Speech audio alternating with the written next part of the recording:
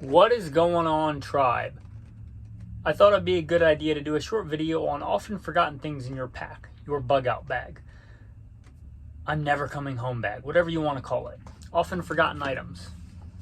Athletic tape. This stuff is really handy if you start getting blisters, hot spots on your feet. And if you're rucking with a pack, you're likely to get those on your feet, especially if you don't do it all the time. These are really good preventative maintenance when you start to get a blister before you get nasty, bloody, and possibly down the road infected feet. This is really good. Next thing, maybe often overlooked. Fish antibiotics in case your fish that you keep in your pack get an infection. Fish antibiotics, again, not super expensive. I submit worth their weight in gold. If you ever needed them, you would trade everything you had. If you or your kids or something was dying from an infection, you would give everything you had for a massive dose of general antibiotics, penicillin, amoxicillin, doxycycline for your fish. Also, on that note, anti-diarrheals. And I've never needed those, so thank goodness, but if you look historically, a lot of people die of that. And you might be thinking, when are you going to get to the cool stuff, like a large fixed blade knife? And yeah, I like large fixed blade knife as much as the next survivally person.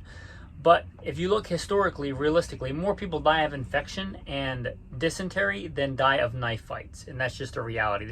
Are you prepping for some video game fantasy? Or are you actually prepping for likely scenarios and natural disasters, world wars, anything? You know, infection and diarrhea kill a lot more people than knife fighting does. So, on the note of the knife though, you probably have a knife in your pack.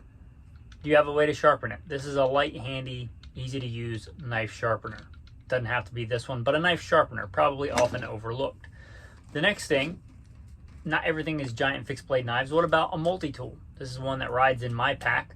It's very basic. It's actually the Leatherman Leap. It's made for kids, but I like it because it's simple, lightweight, and it has pretty much the essential tools that I like, and it has locking blades. For safety, I like that.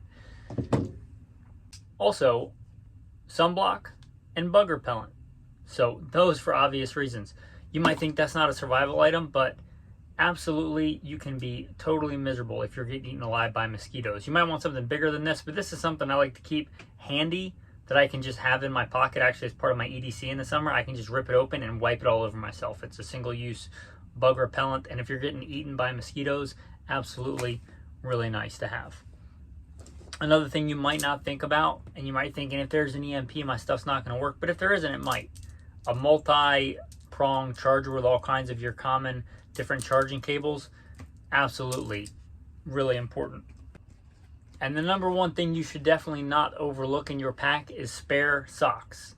Again, going back to the beginning, if you're rucking, your feet are important. Your hands can't do any fighting. Your hands can't do any fighting if your feet won't first get you there. You need to take care of your feet. Extra socks, absolutely a must.